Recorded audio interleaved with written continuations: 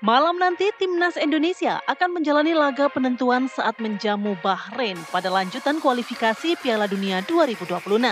Indonesia harus bisa memetik kemenangan untuk terus membuka peluang tampil di pesta sepak bola terbesar dunia.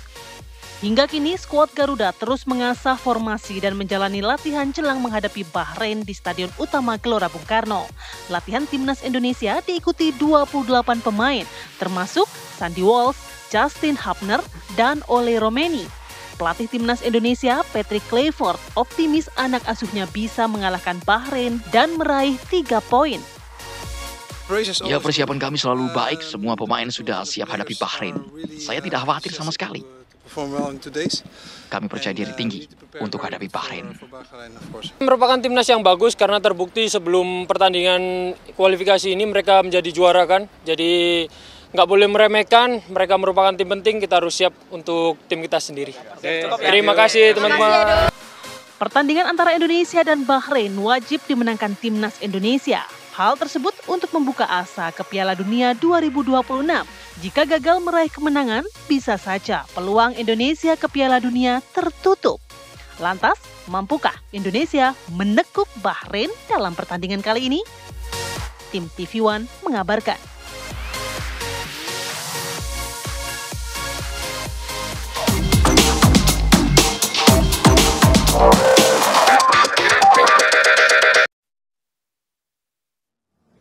Selamat pagi Arif Adil, Putri Windasari dan juga pemirsa masih di program Apa Kabar Indonesia Pagi.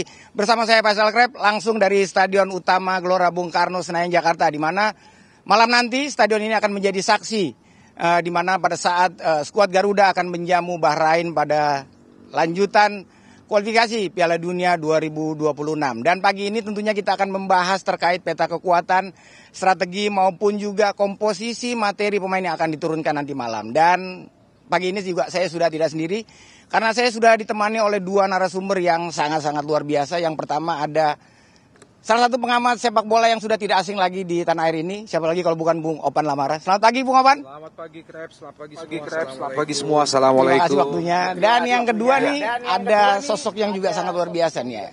Dia adalah mantan asisten pelatih Persija pada tahun 2021 hingga 2007. Dan siapa lagi kalau bukan Bung Isman Jasulme.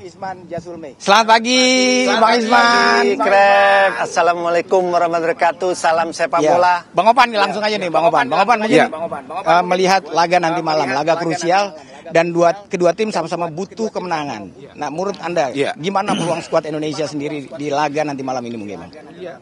Iya, yang membuat ini semakin seru seperti yang Kreb sampaikan tadi, bahwa kedua tim sama-sama hadir di GBK ini dalam keadaan terluka ya. Bahrain kalah dari Jepang, kemudian Indonesia juga dilumat oleh Australia tidak tanggung-tanggung 5-1. Nah, ini yang membuat keduanya tentu menghadapi laga ini dengan hanya satu target, kemenangan. Karena kemenangan kembali akan membukakan keduanya sama membuka punya 6 poin. Walaupun Indonesia masih berada pada posisi keempat, kemudian Bahrain di 5, tapi keduanya ada dipisahkan oleh selisih gol ya. Nah, begitu juga bagi Indonesia, kemenangan adalah merupakan harga mati bagi kita. Apalagi ini bermain di kandang sendiri. 2 laga tersisa, 1 masih akan kita mainkan di sini dan 1 lagi kita akan mainkan di Jepang. Sementara Bahrain ini adalah merupakan salah satu laga yang memang mereka akan targetkan untuk bisa menangkan di 3 laga tersisa, karena di laga terakhir nanti mereka akan menghadapi Cina. Setelah ini mereka akan menghadapi satu raksasa Asia lainnya di Arab Saudi. Ya, gitu. Mungkin sekarang ke Bang Isman. Bang Isman juga salah satu mantan asisten pelatih yang membawa Persija pada juara Liga waktu itu tahun 2001 ya Bang ya. Bang, mungkin kalau jika kita berkaca pada laga sebelumnya, keseimbangan tim atau balance juga menjadi PR bagi skuad Garuda. Dan mungkin Abang melihatnya ini seperti apa Bang? Perubahan apa secara taktikal yang akan dilakukan oleh Patrick Kluivert sendiri mungkin Bang di laga malam nanti? Yang pasti pertama-tama saya sangat sebagai pemerhati pelaku sepak bola sangat kecewa, sangat sedih melihat hasil pertandingan pertama yang dimana kita kalah telak ya dengan Australia. Yang saya hanya menyoroti Patrick dan tim bahwa filosofi yang dia bawa harus ada acuan beberapa faktor. Pertama, dia harus melihat dulu materi pemain yang dia miliki. Kedua, masa dia bekerja dengan timnas. Terus kondisi fisik pemain. Terus dan yang jangan lupa juga ya bahwa sepak bola ada 4 momen. Menyerang, bertahan, transisi, dan set pieces. Itu harus dijaga keseimbangannya. Nah, kemarin menit-menit awal saya sependapat dengan Patrick bahwa langsung karena bola kick off pertama bola kita langsung menggebrak mereka dengan high pressing, dengan atraktif di depan, tetapi begitu pasca harusnya dia harus atur kapan mereka bermain dengan attacking third, pressing di attacking third, turun di midfield third, langsung juga dengan low defending. Yang itu yang mereka harus atur dengan baik. Nah, kemarin pasca kita gagal dalam penalty kick, kita masih terlena dengan terus mempressure ke depan. Harusnya lebih bijaknya atau Patrick harus lebih antusias di technical area. Dia harus lebih banyak berkomunikasi dengan pemain, mengingatkan pemain bahwa harus turun dulu mereka di midfield third, mengorganisasi pertahanan sehingga keseimbangan pertahanan terjaga dengan baik. Nyata jelas kan, semua adalah miss dari semua pemain-pemain kita. Gol pertama missnya seorang Nathan Choi, gol kedua bagaimana organisasi pertahanan tidak ada kedalaman, tidak ada komunikasi dengan baik, gol ketiga juga tidak ada tag markingnya di area kotak penalty box, apalagi gol keempat dan gol kelima dengan momen yang sama. Dari set piece penjuru yang sama, mereka tidak melihat orang berlari dari belakang, mereka hanya lihat ball watching, tidak ada komunikasi, tidak ada jaga kedalaman. Itu yang harus diperbaiki di pertandingan malam ini. Saya berharap Patrick dan tim memperbaiki, belajar banyak dari pertandingan kemarin lawan Australia sehingga bisa diperbaiki. Jadi bisa dikatakan kasihkan menyerang, jadi kita membuat lubang yang terlalu besar di lini pertahanan kita ya, Bang? Kembali bahwa di dalam sepak bola kan tidak hanya menyerang aja, ada bertahan, ada transisi, ada set piece. Itu harus dijaga keseimbangannya. Istilah pelatih-pelatih terdahulu, padahal Will Curver bicara, Johan Cruyff bicara bahwa pada saat kita menyerang, kita sudah mempersiapkan pertahanan awal. Jadi bagaimana saat begitu kita direbut, pemain-pemain lain sudah siap, tidak panik dengan counter attack lawan. Itu yang harus dijaga. Begitu juga pada saat kita bertahan, kita harus sudah mempersiapkan penyerangan awal. Jadi kita sudah harus didesain style of play itu oleh Patrick dan tim pelatih yang ada. Bang Opan, mungkin menghadapi laga krusial malam nanti, mungkin apa kira-kira strategi yang akan diterapkan oleh Patrick Kluivert sendiri, mengingat lawan yang kita hadapi ini tengah yang mungkin mempunyai trik drama dan juga mungkin mempunyai kecepatan gitu mungkin ya. Bang Opan, mungkin gimana kira-kira untuk mengantisipasi para pemain dari Bahrain ini? Iya, saya yakin bahwa kekalahan telak kemarin di Australia tentu dipetik hikmahnya oleh Patrick Kluivert dan tim, ya. Bahwa kemarin kita berhasil meredam Australia di 10 menit awal itu benar. Dan saya juga yakin bahwa strategi yang sama akan kembali diterapkan oleh Patrick Kluivert. Apa itu? Sejak kick-off menit pertama sebagai tuan rumah dengan kapasitas pemain yang punya daya sengat seperti sekarang, bergabungnya Ole dan juga kembalinya Ragnar dan akan adanya Rafael Struijk di depan, maka saya yakin strategi yang sama akan diterapkan, yakni apa? Menyerang sejak menit awal, menekan sejak menit awal. Problemnya adalah apakah pertandingan di Australia kemarin dipetik hikmahnya dengan baik oleh Patrick Kluivert, seperti kata Coach IJ tadi, bahwa problem kita adalah organisasi di lini belakang. Kemudian konsentrasi pada saat kita menyerang, terutama bagaimana transisi ya antara saat kita menyerang, kemudian saat kita kehilangan bola, kemudian ada counter attack yang sangat cepat. Lini belakang kita organisasinya seperti kacau gitu ya. Tidak mengantisipasi dan bola dari Australia ini tentu sudah dipelajari dengan sangat baik, dipetik hikmahnya. Dan satu lagi, jangan coba-coba untuk menurunkan pemain terutama di lini belakang untuk sebuah eksperimen. Sangat tidak pas. Langsung kalau menurut saya, jika Patrick harus menurunkan satu pemain lokal atau satu pemain asli Indonesia dalam laga malam nanti, maka itu adalah Rizky Ridho yang pertama. Karena lini belakang itu tanpa kompromi, Dan kita sudah tahu bahwa selama ini di 3 laga sebelumnya dari 7 laga yang telah kita lakoni, saat Rizky Ridho diturunkan langsung dengan Jiitses sejak menit awal, Indonesia nggak pernah kalah. Lebih clear, komunikasi antara keduanya lebih padu. Kapan misalnya Itses ke atas kemudian meninggalkan lubang, kapan di cover oleh Rizky Ridho, dan 3 pertandingan yang mereka lakukan sebelumnya sejak mereka turun berdua sejak menit awal kita nggak pernah kalah. Chemistry-nya lebih dapat dibandingkan Ijaz Chemistry lebih dapat. Iya, silakan coba untuk menurunkan debut di lini tengah, lini depan, tapi untuk lini belakang turunkan apa yang sudah selama ini sudah ini yang pakem lah, yang terbaik yang kita miliki. Nah, mungkin Bang Isman sedikit mungkin Bang. Tadi Abang membicarakan terkait filosofi bermain. Nah, mungkin ini yang kita patut pertanyakan, mungkin filosofi dari Patrick Kluivert. Mungkin kalau kita ketahui bersama, Sintayong punya filosofi dengan defending with counter. Luis Milla atau Indra Safri juga mereka punya filosofi dengan bermain possession progresif. Nah, mungkin apa nih kalau dari Patrick Kluivert ini, apakah total football atau seperti apa nih mungkin nih, Bang Isman? Setiap pelatih mempunyai filosofi masing-masing. Itu saya sependapat. Tetapi yang harus diingat, filosofi itu harus dilihat dari beberapa faktor tadi yang kembali saya bilang bahwa materi pemain yang dimiliki, waktu mereka bersama berlatihan yang dimiliki, terus ketiga kondisi kebugaran pemain itu juga harus mereka hitung. Dan yang paling penting adalah pertandingan adalah 2 kali 45 menit. Itu yang harus dipahami dulu oleh filosofi itu kan jangan kita tidak pemain kita, materi pemain kita tidak mampu, kita paksa filosofi itu. Berarti kan kita sebagai pelatih tidak ada art of coachingnya sebagai pelatih. Nah, ini yang kita tunggu. Kan ini hampir kejadian hampir sama saat kita kalah lawan Cina sama kalah lawan Jepang. Tapi begitu pertandingan melawan Arab Saudi, kita bisa up loh. Nah, kita berharap ini pembelajaran bagus buat Patrick dan tim.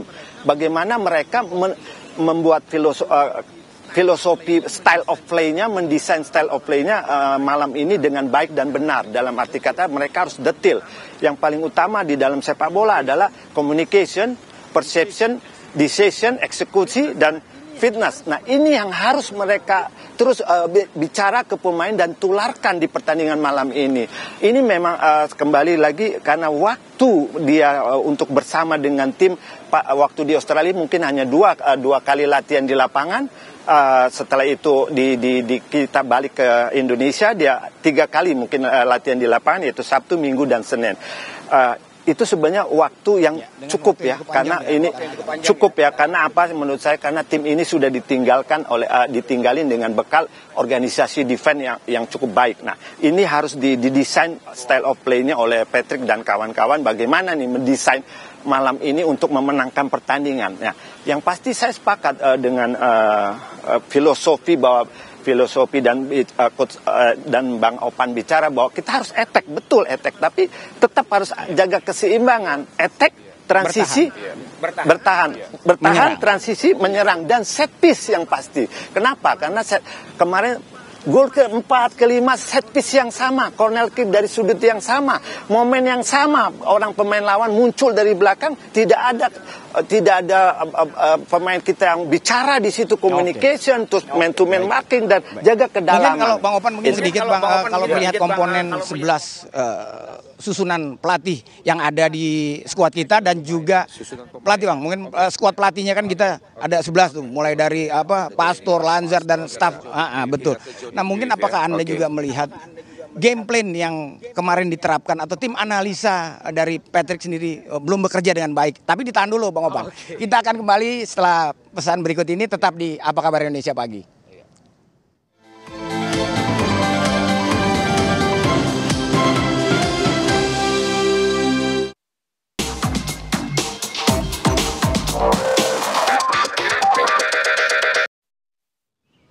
Ya Mirsa, masih di program Apa Kabar Indonesia Pagi langsung dari Stadion Utama Gelora Bung Karno, Senayan, Jakarta.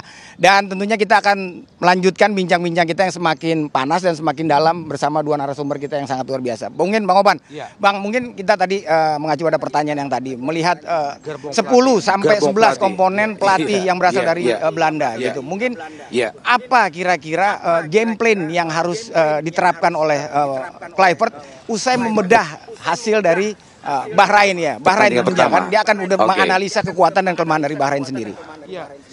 Ya, saya beberapa kali dalam beberapa kesempatan termasuk di TV One mengatakan bahwa dengan jumlah gerbong sepanjang dan seistimewa yang dibawa oleh Patrick Kluivert dari Belanda ini, harusnya tim pelatih sudah sangat komplit ya. Termasuk sebetulnya ada technical advisor sekelas Jordi Cruyff ya. Nah, bayangan kita adalah bahwa Indonesia sebelum menghadapi Australia kemarin seperti kata Coach IJ itu sudah dianalisis demikian rupa, termasuk kekuatan kita sendiri, kekuatan lawan dan juga bagaimana sejarah pertemuan kita di kandang Australia. Oke, kita lupakan itu. Krep, kalau kita mengingat tahun lalu, kita sebenarnya sudah mengalami situasi yang sama dengan hari ini. Pada saat kita away ke Bahrain dan Cina, pada saat itu kita dengan overconfidence sangat yakin bisa meraih minimal 4 poin dalam 2 laga away itu. Terutama kemenangan menghadapi Cina. Tapi apa yang terjadi? Cina membalik keadaan. Kita kalah pada saat itu. Dan kemudian kita kembali ke Jakarta, mempersiapkan diri sematang mungkin, dan berhasil membalik keadaan, kembali mengalahkan Arab Saudi. Salah satu raksasa Asia dengan 2-0 pada saat itu. Nah, mudah-mudahan hal yang sama bisa kita petik. Bagaimana Patrick Kluivert bisa mempelajari situasi pada saat itu untuk membangkitkan mental bermain. Mental bertanding anak-anak sebentar malam. Yang tidak kalah pentingnya adalah kita jangan hanya terlalu fokus pada faktor teknikal saja, tapi juga harus ada advice ke barisan coach ini untuk anak-anak bermain dengan konsentrasi penuh. Yang kita lihat di Australia kemarin kan, lini belakang kita itu seperti kehilangan konsentrasi dengan sangat mudah pada saat kita ditekan. Terutama kesalahan tendangan penalti yang pertama bagi Australia, Nathan. Dengan mudahnya dia melakukan kesalahan, memeluk, menarik lawan di daerah pertahanan atau di kotak penalti sendiri. Dia seakan lupa bahwa di mana-mana begitu lengkap kamera VAR yang mengintai setiap pergerakan pemain, terutama di benteng atau di daerah pertahanan kita. Nah, ini salah satu yang harus ditekankan oleh tim pelatih untuk anak-anak konsentrasi, memperhatikan hal-hal non teknis, terutama jangan mencoba untuk melakukan kesalahan sekecil apapun di area pertahanan kita sendiri, karena akibatnya fatal. Nah, oleh karena itu sekali lagi di pertandingan malam nanti sekali lagi saya sangat yakin bahwa apalagi jika kita langsung memegang bola sejak kick off di menit pertama, attacking plan ini akan langsung diterapkan kembali oleh Patrick Kluivert. Tidak ada alasan untuk bertahan sejak menit awal. Tapi transisi, kecepatan menyerang, counter attack dari Bahrain juga sudah terbukti. Dan pertahanan mereka sangat kokoh. Buktinya lawan 5 hari yang lalu, lawan Jepang, mereka kebobolan hanya di babak kedua. Di babak pertama kita menonton pertandingan itu bagaimana begitu sulitnya Jepang yang kelasnya sudah jauh di atas kita untuk bisa merobek pertahanan Bahrain. Dan perubahan yang dilakukan oleh Bahrain di bawah coach mereka Muhammad Manhur dan kawan-kawan ini, memang yang saya perhatikan saat menghadapi Jepang kemarin, transisi mereka sangat baik ya. Saat mereka attacking, kemudian mereka kehilangan bola, mereka begitu turun kembali, begitu rapat, bahkan bisa mengcover, memutus serangan Jepang sejak 2/3. Ya, lapangan sebelum Jepang masuk. Begitu. Kecepatan para pemain dari Bahrain sendiri ya. Betul, counter attack dari mereka. Karena strategi itu sebagai tim tamu pasti mereka akan terapkan malam nanti. Mungkin kalau Coach IJ ini, mungkin kalau jika melihat kita perbandingan kemarin kita kekalahan kita 5-1 atas Australia kan juga nih menggemparkan jagat media sosial nih kan, orang jadi pada membandingkan antara Patrick Kluivert dan STY. Nah, mungkin kalau dari kacamata Bung IJ sendiri melihat performa dari debut Patrick Kluivert kemarin, mungkin identitas ciri bermain dari Patrick ini sebenarnya seperti apa sih? Kalau misalnya Sintayong dia defending counter. Nah, kalau Patrick ini seperti apa mungkin? Apakah dia main total football, menyerang semuanya, bertahan semuanya, atau gimana tuh? Yang pasti ya filosofi yang dimiliki oleh Patrick ya umumnya sepak bola Belanda adalah total football. Tetapi kan total football itu kan harus dia tahu dia harus melihat dari kondisi pemain, kualitas pemain, kondisi pemain, dan juga di dalam sepak bola sekarang kan harus juga total football itu adalah momen-momen sepak bola harus mereka perhatikan bahwa menyerang transisi negatif bertahan, transisi positif, menyerang. Nah itu yang harus dijaga keseimbangan ada timnya. Perubahan dan secara ball possession kita leading, tapi secara hasil akhir kita kalah telak. Ya betul, tapi kan dalam sepak bola modern sekarang ball possession tidak menentukan kemenangan. Ball possession to goal itu yang menentukan kemenangan. Jadi bermainlah dengan efektif. Nah ini kan pernah kita alami kemarin. Kita selalu kalah dalam possession tapi kita efektif dalam mencetak gol. Itu juga harus kita akui. Harusnya kelebihan yang kemarin harus dibentuk lagi, dipertajam lagi untuk timnya Patrick Kluivert. Ini yang menurut saya harus dijalanin malam ini. Dan saya berpesan juga Patrick harus lebih aktif di technical area. Karena dia harus memberikan instruksi, mengingatkan pemain. Karena Karena pemain kan tidak suka lupa. Kita yang di technical area lah yang mengingatkan. Awas, defend turun. Kapan main di attacking third, kapan turun di midfield third, kapan di low back.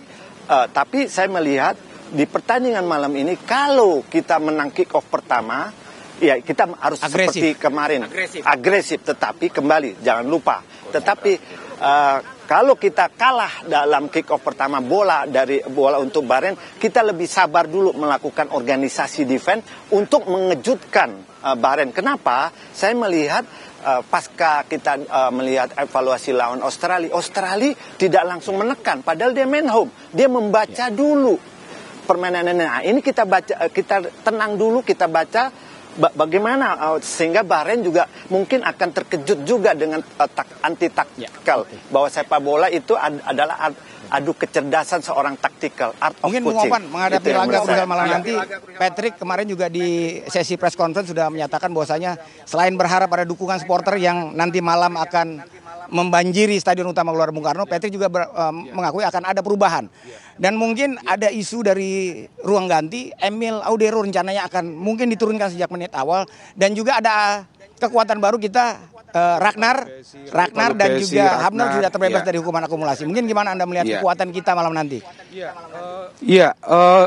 Saya tadi di awal sudah sempat mengingatkan agar jangan ada upaya coba-coba di lini pertahanan, termasuk penjaga gawang. Sangat riskan bagi kita, apalagi kita butuh kemenangan. Kita butuh pemain yang sudah punya chemistry di antara satu dengan yang lain, sehingga organisasi permainan yang kita organisasi permainan yang buyar seperti yang kita peragakan di lini pertahanan di Australia itu bisa kita hindari. Jadi jangan ada upaya coba-coba terutama di lini belakang. Tetap turunkan penjaga gawang Martin Paz, karena bagaimanapun sebelumnya di 6 laga sebelumnya dia tampil sangat luar biasa. Terlepas dari penampilannya memang agak mengecewakan di Australia kemarin, tapi 6 pertandingan sebelumnya. Artinya pengalaman, jam terbang, chemistry antara dia dengan pemain yang lain di Indonesia ini sudah sangat ketemu, ya. Kemudian yang kedua adalah lini depan. Lini depan tetap tempatkan Ole di situ, kemudian tambahkan Ragnar di situ, dan kalau menurut saya Rafael Struijk di Australia kemarin tampil sangat mengesankan, ya tidak jelek, terutama di 20 menit awal. Penalti buat kita itu adalah hadiah dari pergerakan yang luar biasa dari seorang Struijk. Oleh karena itu, kalaupun ingin ada mencoba untuk menurunkan debut, isi di lapangan tengah. Gak ada salahnya turunkan Gianpaolo Pessi sejak menit awal, karena jam terbang, usianya yang sudah sangat matang, pengalamannya di timnas junior Belanda itu dibutuhkan untuk bisa menjadi bridge, menjembatani antara pertahanan dan lini depan kita. Sekali lagi, lakukan uji coba di lini depan, tapi jangan mencoba untuk mengganggu kepakeman dan juga kekuatan di lini belakang. Siapa itu? Martin Paz, kemudian Itses, Rido, Verdong, ya. Tempatkan mereka di situ. Di belakang tetap menggunakan 4 atau 3. Kalau sesi sebaiknya kita kembali ke 3-4-3 ya. Saya lebih memilih, kalau harus memilih, saya lebih memilih 3-4-3. Kemudian tempatkan 4 pemain, ada 2 wingback di kiri kanan, di tengah, untuk bisa bagaimana saat kita ditekan, kita langsung memiliki 5 pertahanan yang siap. Begitu juga saat kita menyerang, kita memiliki 5 pemain depan yang siap untuk merobek pertahanan dari Bahrain. Kemudian mengantisipasi serangan balik yang memang biasa sangat cepat dari Mohamed Manhur dan kawan-kawan ini. Ini harus kita antisipasi. Dan mungkin Bang Isman, mungkin apa kira-kira yang harus diinstruksikan oleh Patrick Kluivert sendiri terhadap para pemainnya untuk menjalani laga krusial malam nanti mungkin? Yang pasti harus fokus, setiap pemain fokus, jangan hilang kontrol.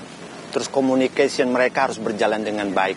yang kembali saya bilang tadi bahwa Patrick juga harus aktif komunikasi di technical area karena dia harus mengingatkan pemain karena pemain kan dalam situasi tertekan, dalam situasi lelah, mereka harus terus diingatkan. Tinggal apalagi masalah komunikasi kan Patrick tidak masalah dengan pemain-pemain ini yang harus dicami dan juga kita harus tetap bahwa komunikasi antar lini per lini harus tetap dijaga. Jarak antara lini per lini itu yang harus dijaga. Kedalamannya, siapa yang balance, siapa yang ngomong, apalagi bola-bola set piece itu bagaimana, siapa yang man to man marking, siapa yang jaga kedalaman, siapa yang menjaga daerah. Jangan hanya melihat bola dan jangan hanya melihat lawan seperti Nathan. Kejadian Nathan itu hanya melihat lawan. Jadi dia tidak lihat bola, begitu lawan berputar dia jadi hilang akal, dia panik, dia tarik itu lawan, maka terjadilah miss.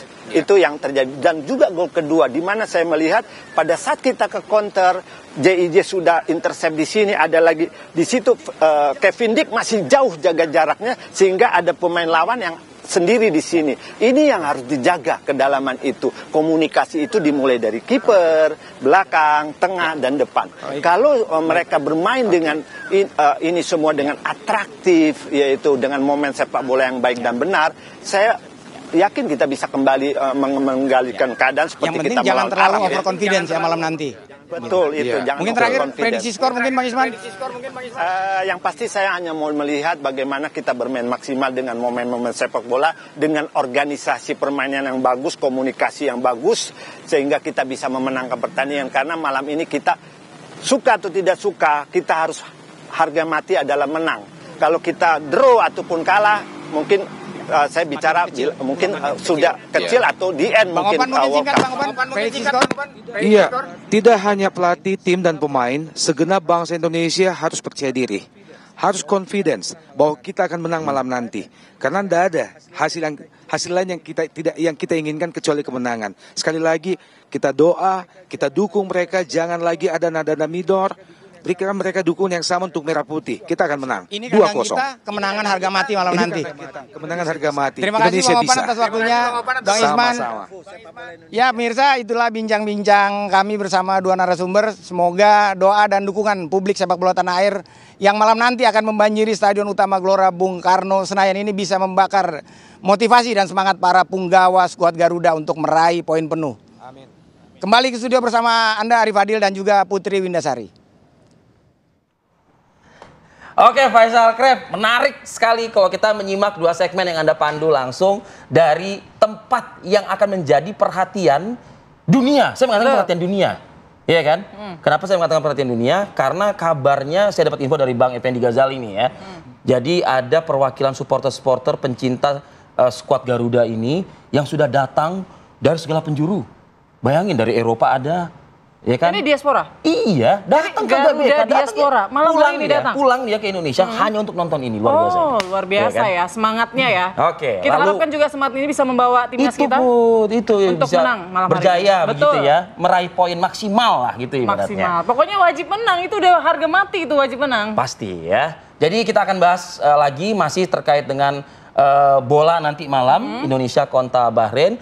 Ya, kita kenalin dulu yuk, boleh yuk narasumber kita di studio. Ini ada Bang Fenart Huta Barat dan juga Yama Carlos. Pemerhati, pecinta, pengamat. Yang akan menghabiskan pita suara nanti malam kayaknya. Ya, sesaat lagi kami akan kembali. Ini apa maksudnya? Nyinggung-nyinggung. 300 juta. Iya, kalian apa urusannya? Dengar ya baik-baik ya, Raja. Vivi, tahan Vivi. Ingat loh. Puasa nih. Sabar. Awas. Biasanya kalau yang jumawa itu nanti dibalas sama Allah. Enggak, ini ada ranahnya masing-masing, Bos. Urus aja Bahrain, kita Indonesia urus Indonesia gitu loh. Ya, kan? Itu bagiannya Bang Yaman nanti. Biar ini ya. Iya, makanya. Oke. Agak emosi, mohon maaf ya, emosi. Kan berRamadan ya. Betul. Tapi kalau udah nyinggung nasionalisme saya, wah itu saya maju itu. Betul. Ya mungkin mau nyari exposure kali, Vi. Indonesia banyak nih kan pengguna sosial medianya. Bener. Jadi biar rame gitu loh. Tapi tetap ya nggak menggoyahkan semangat kita. Cyber kayak gitu ala. Saya menarik nih, saya garis bawahi ya soal sosial media. Nah ada nih yang kemarin teriak-teriak di sosial media. Ini menarik, kalau ini menarik. Ya Pak Carlos, Berikan penjelasan kepada kami. Kenapa Anda teriak-teriak nih? Poinnya banyak itu. Mau dijelasin yang mana dulu nih? Ya kayak bisa terpanggil untuk bersuara seperti itu. Gimana Kekecewaankah atau ketidakpuasankah? Semua ada di situ, kekecewaan, ketidakpuasan, keresahan, akhirnya muncullah narasi seperti itu. Kan saya kan lumayan ngikutin nih di eranya STY. Setelah beberapa tahun yang lalu juga lumayan ngikutin. 5 tahun ya? Ya, yang waktu kalau nggak salah tuh yang apa tuh Bang yang di sini yang kita sama Malaysia di final tuh AFF ya? Iya, AFF kemarin ya. Yang 2010 tuh. Iya. Nah, sekarang ngikutin lagi. Keputusannya sih yang lumayan blunder yang menurut saya pribadi. Itu ya akhirnya ngelihat hasil kemarin, ya keresahan itu muncul dan memang kayaknya harus disuarakan deh. Gitu. Mungkin memanggil Mas STY kan nggak mungkin. Iya, iyalah, ya oke. Iya kan, istilah orang kan forget kecil the lah. past and face the future gitu. Karena kan yang sekarang kan si Om Clifford. si Tapi sebenarnya Om Clifford yang bikin timnas kelipet gitu ya. Tapi sebenarnya keresahan ini karena setelah Australia kalah atau bahkan sebelum debutnya Clifford nih udah kayak sudah khawatir ini kayaknya nggak maksimal. Sebelum udah deg-degan. Sebelum tuh udah lumayan resah lah nih karena kan kita berbicara timnas senior, hasilnya udah kelihatan, prosesnya udah kelihatan. Apalagi diganti setelah kita menang kan lawan Arab tuh 2-0. Betul. Kenapa nahkoda sampai itu diganti tuh? Iya. Ini laut lagi tenang, nahkoda diganti. Ada badai selesai. Oke. Tapi berarti kan begitu kan? Gini, kalau melihat permainan kemarin, Anda nonton nggak yang lawan Australia? Nonton banget. Ada nggak sih sedikit perbedaan sebagai supporter atau pencinta timnas kita itu? Yama ngelihatnya tuh agak sedikit perbedaan nggak sih gitu loh? Oh bedanya banyak banget, bener-bener total kemarin. Artinya total football banget gitu. Total banget. Ya, dari yang biasanya serinya imbangnya rendah jadi yang kita bobol banget gitu. Total banget itu. Dan kalau menurut aku pribadi, dan partner mungkin diralat kemarin tuh pemain yang diletakkan tuh karakternya maunya nyerang semua. Maunya maju semua nyerang semua. Keseimbangan antara nyerang dan bertahannya. Itu. Khususnya di lini tengah ke belakang ya. Itu ya makanya ya bukan sih lumayan total berantakan. Ya mohon maaf. Bukan total football jadi bukan total lumayan football. total berantakan ya. Total disaster. Di sini saya nggak mau menyalahkan pemain tapi ya si Om itu. Dia juga di medsosnya nggak nyebut namanya loh dia tuh kan. Si Om itulah. Si bintang laut itu. Si bintang laut itu. Oh ya bintang laut ya benar-benar. Kita tahu kemana ya arahnya. Kalau Bang VV sendiri gimana Bang? Tapi selamat ya. Apa nih? Runner up ya? Oh iya. Terima kasih. Di Dubai itu. Di Dubai Sharjah. Ya kalau saya sih untuk melihat flashback kemarin pertandingan lawan Australia, saya juga pernah berbicara juga beberapa podcast sebelum pertandingan berlangsung. Saya pikir juga seharusnya kita realistis ya. Kenapa? Harusnya juga jajaran pelatih ini mungkin bisa melakukan analisa evaluasi bagaimana ketika pada saat Bahrain mengalahkan Australia di kandang Australia ketika itu. Ya, di mana permainan Bahrain ini benar-benar mereka defend total. Mereka itu ball position itu 72 berbanding 28% Bahrain. Ya. Ketika padahal dia away ya Bahrain itu ya. Away, dia bertahan total. Australia loh. Iya, dan dia sangat realistis ya. Nah, sementara akhirnya ketika pada saat terjadilah disaster untuk tim dari Australia, Yengi kartu merah di 77 menit 77 dan akhirnya Sutar membuat gol bunuh diri di menit 89 kemenangan untuk Bahrain. Artinya apa? Bahrain mereka benar-benar tahu bagaimana kekuatan dari Australia dan itu tidak kita lakukan. Kita kemarin bermain, tuh ya? Kemarin tuh miss lah kayaknya gitu. Kalau saya pikir mungkin ciri-cirinya apa kalau misalnya Anda mengatakan tidak dilakukan gitu? Terkesan kayak kita bermain buta gitu atau gimana Bang? Kalau saya bilang begini, memang nggak gampang bagi Patrick dan juga jajaran pelatih untuk bisa merubah langsung karena memang kita tahu ya mereka sangat minim waktu bertemu. Cuma dua kali latihan. Nah 2 kali latihan cuma bisa tim mini football yang juara langsung di Sharjah. Jadi artinya begini ya. 2 kali disisipin 2 kali pertemuan. 1 kali mungkin latihan. Dalam kondisi latihan pemain baru bergabung, 1 kali official training untuk coba lapangan. Saya pikir bukan waktu yang cukup buat seorang Patrick Kluivert dan jajarannya ya. Dan juga pemilihan pemain menurut saya yang kurang tepat. Kenapa? Nathan itu juga di klubnya Swansea jarang bermain. Bahkan pernah dipinjamkan ke Heerenveen. Tapi kok dipakai? Kenapa dimainkan di situ untuk pertama? Nah, selain Nathan ada misalnya siapa? Ada Jenner. Ivar Jenner yang sering bermain. Dan dari karakter bertahannya menurut saya Ivar Jenner lebih bagus dibandingkan Nathan. Saya nggak bilang Nathan jelek, mungkin dia pada saat kemarin itu memang dia lagi di bawah performa terbaiknya.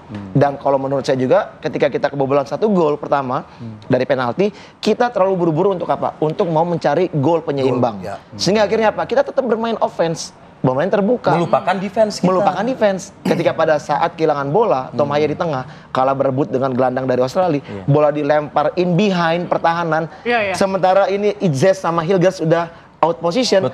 Akhirnya apa? Pemain Velupela ya kalau nggak salah namanya itu berhadapan langsung dengan Paes, bola di lob selesai. Nah, menurut Bang V. Dan setelah itu makin kacau sampai gol ketiga juga. Menurut Bang V apa pertimbangannya kalau misalnya memilih man markingnya kurang tepat begitu lah ya? Posisi orang-orangnya belum pemainnya kurang tepat. Jadi begini, kalau menurut saya kita bermain di kandang lawan. Kalau menurut saya kita harusnya lebih banyak memperkuat sektor tengah.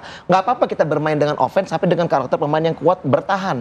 Ya, kalau kita bermain kemarin tuh kalau saya lihat Nathan Choon ini bermain sebagai seorang holding midfielder dan kita ada 2 pemain di depan yang punya tipikal menyerang. Ada Marcelino dan juga di sana ada Tom Haye. Tom Haye, Marcelino untuk transisi defense itu kurang bagus menurut saya. Jadi harusnya bisa bermain dengan Pelupesi di sana juga dengan Ivar Jenner. Mengoptimalkan Pelupesi. Betul. Buat apa buru-buru untuk dinaturalisasi kalau emang tidak juga digunakan. Tapi Anda nggak pakai istilah 2 kali main, 3 kali main, 300 juta nggak pakai? Enggak, tapi gini, maksudnya gini. Tapi kan kembali kebutuhan ini kan mungkin pelatih yang mengetahui. Masalahnya adalah bagaimana fisikal dari para pemain sendiri. Toh juga Pelupesi nggak dimainkan sampai habis. Maksud saya sampai pertandingan selesai nggak main. Artinya mungkin dalam kondisi yang tidak fit. Itu bisa aja ya. Nah ini kan kembali, mudah-mudahan pertandingan nanti malam kita dapat hasil maksimal. Dan saya yakin. Oke, amin kalau kayak gitu ya. Kita jeda dulu sejenak ya. Masih banyak nih kita mau akan gali dari kedua narasumber kita. Usai jeda pre-ora berikut kami akan kembali. Kembali lagi di Apa Kabar Indonesia Pagi. Saya ke Yama Carlos lagi nih.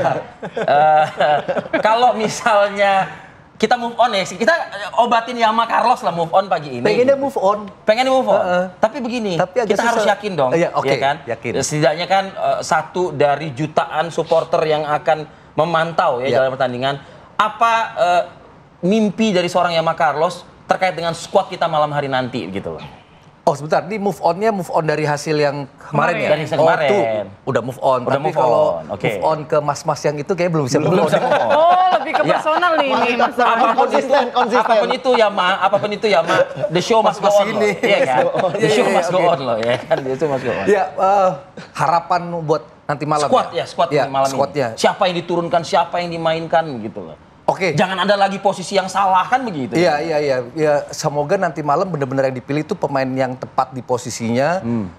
Harapannya sih Bang Jay bisa sama Rizky lagi ya Bang ya. Rizky Ridho ya. Kira ya. Terus di kiri tuh bisa si Verdong di kanan. Kevin Dix mungkin tetap akan main. Kevin Dix, nah yang di tengah nih harus dirombak dikit, ditaruh benar-benar ada jangkar petarung nih. Pemain tengah yang benar-benar bisa merebut bola, bertahannya kuat, menahan bola. Jadi biar si Tom Haye ini bebas berkreasi di tengah. Nah, di depan Ole itu udah harus tinggal meskipun katanya cedera kemarin kan katanya. Iya, lecet sedikit. Lecet doang. Lecet karena kalah 5-1 itu. Udah gue kasih obat merah kok. Udah sembuh. Masih ada tuh barang. Sempet gue jenguk. Tapi Bang Yama, untuk gaya permainan nih, kalau pertandingan lawan Australia kemarin kan kita akui ya 10-15 menit itu emang keren banget lah, tampil berani gitu. Nah harapannya itu apakah nanti gaya permainan yang sama mungkin lebih dilengkapi juga pertahanannya atau ya sudahlah kita balik kayak taktik yang lama aja lah, yang penting jadi kan Indonesia. bermain bola itu kan bermain bola kan 90 menit. Ya kalau nggak ada perpanjangan waktu, bukan dilihat dari 15 menit. Malam ini kita bikin 110 menit aja lah ya. Kita bahas dendam dong, boleh kan? Jangan dengerin tuh orang-orang yang ngomong cuman, ya kita kan 10 menit awal kemarin kan terlihat bagus. Bermain bola 90 menit bos. Jadi malam ini semoga lebih taktis, antara bertahan dan menyerang tuh lebih seimbang lah. Nyerang harus, tapi bertahan Karena itu, kita nyari poin loh. bertahan itu wajib. Itu. Jadi bangun dulu, karakternya udah kuat baru kita cetak gol. Nah, di timnas kita bisa memenuhi nggak tuh harapan? Bisa lah, sebelumnya kan bisa 2-0 lawan Arab Saudi. Ya nggak, Bang? Bisa lah. Itu jauh loh rankingnya loh. Keyakinan terhadap timnasnya luar biasa, tapi keyakinan terhadap yang itu ya kan harusnya kan berkelanjutan, jangan perubahan dong. Masuk lagi nggak tuh? Kita lagi nggak mainin politik. Bukan. Bukan, maksudnya kalau mau perubahan di awal-awal, kita bisa berbicara itu. Ini kan udah hampir di ujung. Omongannya ini mirip-mirip Bang Toel ini. Kalau tidak ada perubahan ngapain pergantian gitu kan? Ini satu kubu gitu dong. Tapi by the way, dari yang speak up Anda itu, ada nggak sih yang ngontak, telepon? Nggak ada.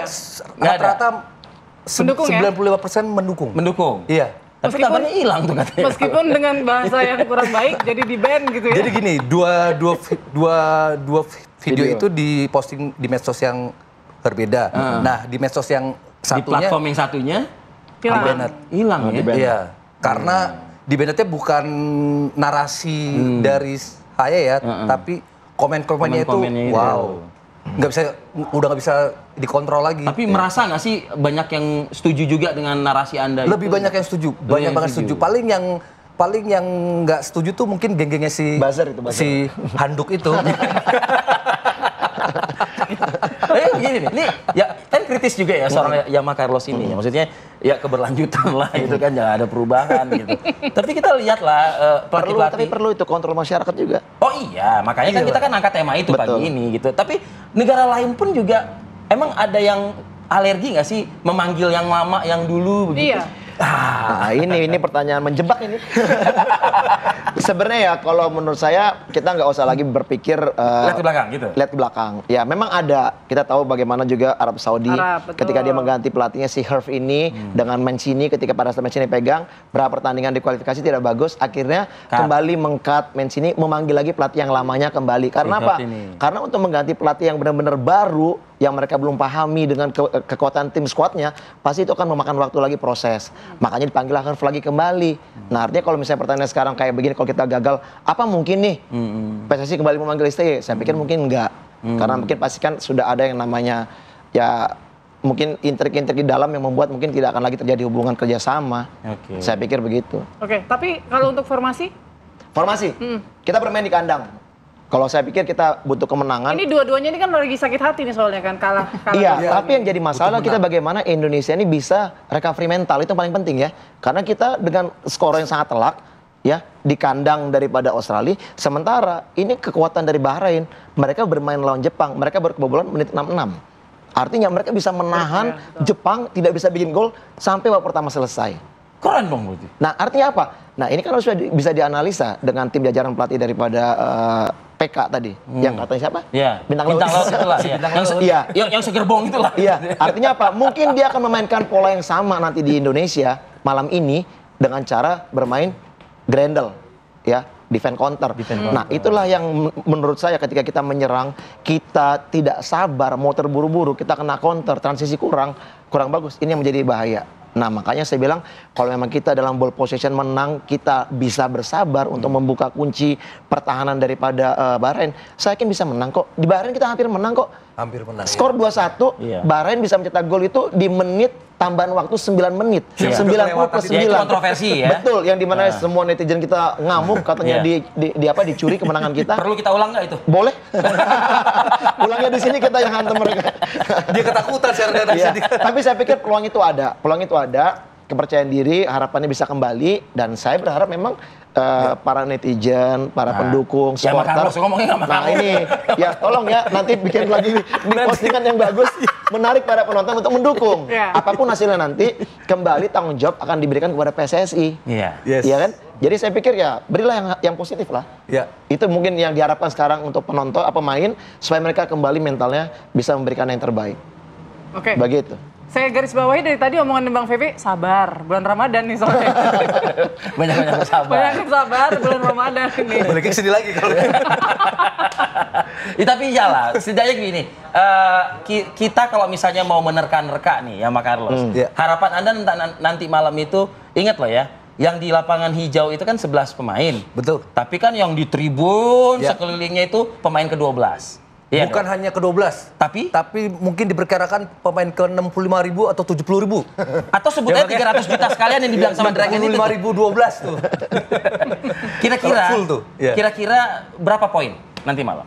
Berapa poin? Skor ya, atau skor. Kalau skor mungkin agak susah ya, tapi kalau poin wajib do or die 3 poin. 3 poin. Artinya harus menang. Harus menang ya? Harus menang. Artinya itu kalau harus menang Bang Vivek, kalau skor kan 2-0 saja dinamis. atau... Ya kembali ini kita bukannya ahli nujum yang bisa Iya, tahu berapa iya, skornya. oke. Tapi kalau saya melihat ya kemungkinan dengan dapat skor 2-0 masih memungkinkan dengan pertahanan yang bagus. Cuma sekarang ini kan komposisi tim siapa yang akan dimainkan. Iya. Tentunya mungkin kalau menurut saya ya dengan kebobolan 5 gol mungkin Pais dalam kondisi mental yang nggak terlalu bagus Iya. saat Iya, ini. betul. Mungkin bisa dimainkan Emil yang diturunkan, Oke, ya kan? Mas Emil Mulyadi. juga betul. Emil juga kalau kita lihat dari apa ya dia punya Statistik ya. statistik juga menurut saya memang Lagi lebih bagus. baik lah Iya. dengan klub-klub yang dia juga sudah mainkan ya kan. Jadi menurut saya mungkin bisa dikasih kesempatan. Dan sekarang dengan pola permainan, taktikalnya, game plan-nya bagaimana? Itu juga penting, harus tepat. Oke, hanya saja catatannya. Catatannya Ya. harus menang 3 poin. Harus menang 3 poin? Iya. Kalau seri bagaimana? Kalau seri saya pikir ini menjadi bumerangnya. Jadi berat ya, Bang? Nah, kalau untuk lolos kemungkinan masih bisa. Pak Erick Thohir pun juga mengatakan bahwa ya kita memang harapannya dari awal era Sintayong pun juga kita mengincar urutan 3 atau 4 untuk bisa playoff. Ya di round 4 nanti masih ada harapan untuk lolos ke Piala Dunia. Tapi ya saya juga berpikir kita juga harus realistis untuk direct lolos langsung ke Piala Dunia untuk melewati Australia dan Jepang sangat sulit. Jadi saya pikir memang realistis di 3-4 kita mencari posisi. Di 3-4 itu? Yes. Dan kita tapi harus menang nanti ya? Harus menang. Betul, kunci harus menang. Gitu. Oke. Saya ingin terakhir sedikit ke Yama Carlos nih. Yama Carlos, kalau misalnya kamera di depan Anda itu adalah ponsel Anda, ya, apa yang akan Anda katakan atau narasi apa yang akan Anda buat pada pagi ini untuk skuad tim Garuda? Silakan. yang mana nih? Nah, Oh yang itu, oke. Kalau di medsos saya kan saya selalu bermulai dengan Pak Ketum PSSI. Silakan. Silakan. Halo Pak Erik, apa kabar? Selamat berpuasa ya Pak. Ini nggak bisa diedit ya, jadi agak gimana gitu ya. Ayo lagi. Ya pokoknya untuk nanti malam pendukung setia timnas sepak bola Indonesia dan fans-fansnya kita harus optimis, lupakan yang kemarin. Kita harus dukung totalitas dan berharap nanti timnas sepak bola Indonesia tuh bisa tampil maksimal, percaya diri sehingga 3 poin bisa diamankan. Luar biasa. Amin. Indonesia. Oke kan? One take ya. Aman lah ya. One take. Aman. Aman. Tanpa ada bintang laut, tanpa ada macam-macam. Tanpa sensor-sensor ya. Tanpa Aman. sensor. Oke. Baiklah, terima kasih banyak. Terima kasih sudah Yama datang. Carlos, terima kasih Bang P. Bang Yama, Bang V sudah Ya, hadir. thank you. Kita sama-sama mendoakan ya supaya Indonesia bisa menang lawan Bahrain malam ini.